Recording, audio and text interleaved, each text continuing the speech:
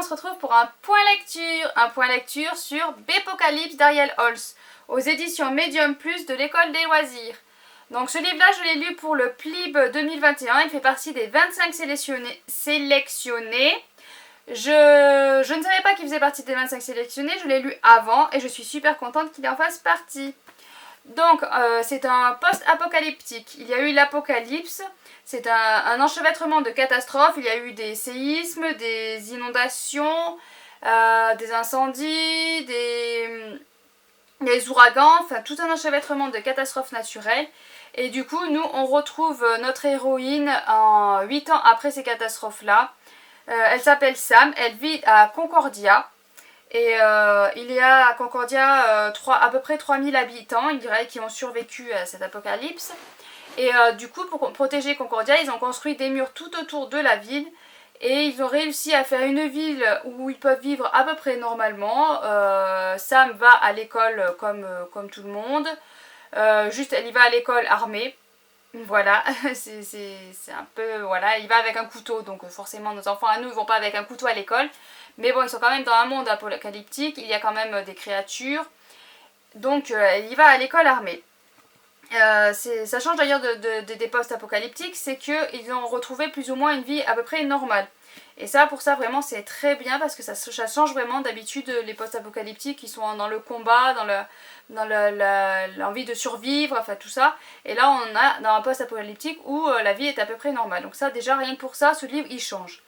Il y a aussi un autre point qui change aussi dans ce livre, c'est qu'habituellement, on a ou des zombies, ou des mutants, ou enfin, on a des créatures, mais une seule créature en général, et celui-là il regroupe énormément de créatures.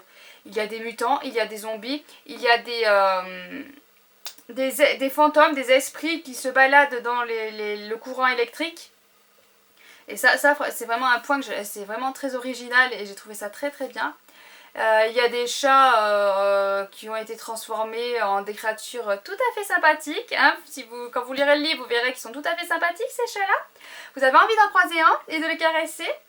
Donc voilà, donc c'est vrai qu'il y a vraiment toutes sortes de créatures et ça je trouve ça vraiment bien qu'il y ait ce mélange de créatures, cette diversité. C'est vraiment très bien fait, très bien. Très bien fait. Donc du coup voilà, comme je vous ai dit, la ville est vraiment coupée du monde, elle est entourée de murs.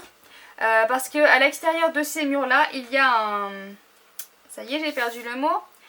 Il y a un brouillard. Il y a un brouillard tout autour de la ville qui est mortel, donc ils ne peuvent pas sortir de la ville. Et ils ont construit des murs tout autour de la ville pour se protéger. Ils se protègent parce qu'à l'extérieur, il y a ce brouillard-là qui tue. Il y a des mutants, il y a toutes sortes de monstres, donc ils ne veulent pas. Je dis monstres entre guillemets. Donc ils se sont coupés de monde extérieur, donc ils n'ont aucun moyen de communiquer. Voilà, tout ce qui est internet, téléphone, portable et tout ça n'existe plus. Ils n'ont plus aucun moyen de communiquer avec l'extérieur. Ils ne savent pas ce qui se passe à l'extérieur exactement. Voilà, donc ils sont coincés entre ces murs-là. Jusqu'au jour où ils décident que un parc vers chez eux est possible d'y vivre, de communiquer avec les personnes qui vivent dans ce parc. Donc à ce jour-là, ils vont casser une partie du mur pour pouvoir aller dans ce parc parce qu'ils ont forcément des problèmes au niveau de la nourriture. Voilà, ils manquent de nourriture et ils cherchent par tous les moyens de pouvoir se nourrir. Et ils ont trouvé qu'apparemment avec ce parc là il y a de la terre, il y a tout ce qu'il faut pour pouvoir continuer à se nourrir. Donc ils vont casser le mur et ils vont ouvrir une brèche pour pouvoir avoir accès à de la nourriture. Et puis qu'ils se sont rendus compte que les gens qui vivaient dans ce parc là, qui sont des mutants, ils ont muté, ils peuvent communiquer avec eux, ils ne sont a priori pas dangereux. Donc du coup ils ont ouvert cette brèche là et il y a des enfants des mutants qui vont se retrouver dans l'école où il y a notre héroïne qui s'appelle Samsara. Et donc voilà, ils vont se retrouver en contact avec des humains qui sont toutes normaux. Et ils vont se retrouver en contact avec ces mutants là. Donc du coup voilà, je sais pas si je vous en dis plus. Parce que l'histoire est plein de péripéties, plein d'actions. On ne s'ennuie pas une seconde, honnêtement, on ne s'ennuie vraiment pas une seconde. Il y a plein de choses dans ce livre. J'ai beaucoup aimé vraiment. Et je me suis pas ennuyée une seconde, ça arrête pas, ça s'enchaîne, et voilà, on s'ennuie vraiment pas. Petit bémol justement par rapport au fait que ça s'enchaîne, c'est qu'on passe vraiment rapidement sur les actions. Il se passe des choses, et puis ça dure une dizaine de pages, et paf, on passe sur autre chose. Enfin, c'est vrai que c'est un petit bémol pour moi, c'est qu'on ne s'attardait pas sur les actions, sur les événements, et sur certaines créatures. Il y a des créatures où on va les voir pendant 5-6 pages, et puis après on les voit plus, on n'en sait pas plus. Moi c'est vrai que j'aurais aimé en savoir un peu plus sur les créatures, sur leur fonction. On en sait sur leur fonctionnement et tout ça, mais j'aurais aimé en avoir un petit peu plus, qu'on passe sur les actions un peu plus longtemps. Mais c'est vraiment un petit bémol parce que vraiment c'était vraiment super, on s'ennuie pas, et ça c'est vraiment très bien. Et puis ce livre, c'est vrai qu'il pose d'interrogations aussi sur la différence, sur ce que nous on en fait de la différence, sur le fait de le montrer du doigt, le fait d'être différent de nous-mêmes, du coup comme j'ai dit, des monstres. Est-ce que les monstres sont vraiment des monstres, et qui sont vraiment les monstres? Voilà, c'est vrai, ça pose vraiment la question de l'acceptation de la différence, de l'acceptation de l'autre. Et de se demander qui est vraiment le monstre, qui est vraiment, voilà, qui est... C'est vraiment des questions sur l'humanité. En ce moment, en plus, ça tombe vraiment bien de ce livre, et arrive au bon moment, je trouve. C'est vraiment des questions sur qu'est-ce qui fait notre humanité, sur vraiment l'acceptation de la différence, et qui sont les vrais monstres. J'ai trouvé que ça mettait vraiment un point là-dessus, donc je suis vraiment contente d'avoir lu ce livre, il est très très bien. C'est de la jeunesse ou du young adulte, je sais pas exactement, je pense plutôt du young adulte. Mais vraiment ça se lit, je pense que ça se lit à tout âge, et c'est vraiment très très bien. C'est une très bonne lecture. Pour l'instant j'ai lu que 2 lectures, j'ai lu 2 lectures du pli, donc Rocaille, Bipocalypse. J'ai entamé Alanala. Et vraiment, je tombe vraiment sur des bonnes lectures. Rocaille et Bipocalypse, pour l'instant, j'aime beaucoup. Si toutes les lectures sont comme ça, je vais avoir du mal à choisir mes 5. Parce que vraiment, pour l'instant, j'ai 2 bonnes lectures. Rocaille et Bipocalypse sont vraiment de très bonnes lectures. Et ouais, je sais pas quoi en dire de plus, parce que ça avait vraiment une réflexion en plus sur... Ça met une réflexion sur l'acceptation des autres, ça met une réflexion sur qu'est-ce que c'est que l'humanité, qu'est-ce qu'on en fait de cette humanité. Ça mène à réfléchir, voilà, ça mène à réfléchir.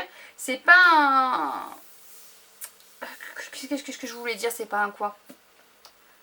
C'est vraiment un livre post-apocalyptique qui change, il change vraiment. Il y a vraiment des choses d'habitude qu'on n'a pas dans les post-apocalyptiques, voilà, c'est un post-apocalyptique où les gens ont repris leur rythme de vie, entre guillemets normal, hein, parce que c'est pas tout à fait normal, mais normal, où voilà, où il y a plusieurs sortes de créatures, où il y a plusieurs... Enfin voilà, j'ai vraiment beaucoup aimé cette diversité, je sais pas comment dire de plus, mais vraiment lisez-le. Ouais, le mieux c'est lisez-le, parce que non, c'est une très très bonne lecture. Vraiment, j'ai vraiment beaucoup aimé. J'ai vraiment beaucoup aimé. Et c'est vrai que, avec le recul, parce que je vous en aurais parlé de suite après l'avoir fini, je vous en aurais fait une moins bonne éloge, parce que j'ai lu ça, j'ai dit ouais, c'est pas mal, mais voilà quoi. Et avec la réflexion d'attendre plusieurs jours et le recul, je me dis c'est vraiment une très bonne lecture. Donc comme quoi le fait d'attendre un peu après sa lecture peut changer l'avis sur le livre. Et là mon avis a changé en bien, parce que je le trouve encore mieux. Je me dis qu'il est vraiment très bien, ce livre. Il est vraiment très bien. Donc ouais, lisez-le. Allez, tout le monde s'y met à le lire. Non, il est vraiment très bien. Donc sur ce, je vous laisse, je vous souhaite de bonnes lectures. N'hésitez pas à me laisser en commentaire, vous, me dire ce que vous en avez pensé, si jamais vous avez lu ce livre. N'hésitez pas à me dire si vous faites partie du jury du PLIB, et de me dire ce que vous avez lu dans les livres du PLIB, ou même si vous n'êtes pas partie du jury et que vous avez lu des livres qui font partie des 25 du PLIB, de me dire ce que vous en pensez, comme ça peut m'aider aussi à aiguiller, parce que je vais essayer de lire les 25, mais il y en a 8 livres dans les 25 que je n'ai pas, donc où je vais essayer de me les procurer, ou je pourrais pas les lire. Mais pour les autres, je vais essayer de les lire. Mais ouais, si c'est tous des bonnes lectures comme ça va être très dur de choisir, mais c'est super. Je fais des belles découvertes avec le PLIB et je suis super contente. Donc voilà, donc sur ce je vous laisse, n'hésitez pas à vous abonner, à laisser un pouce bleu, à me laisser un petit commentaire pour me dire ce que vous êtes en train de lire, si vous avez lu le livre ou autre. Voilà, et à bientôt.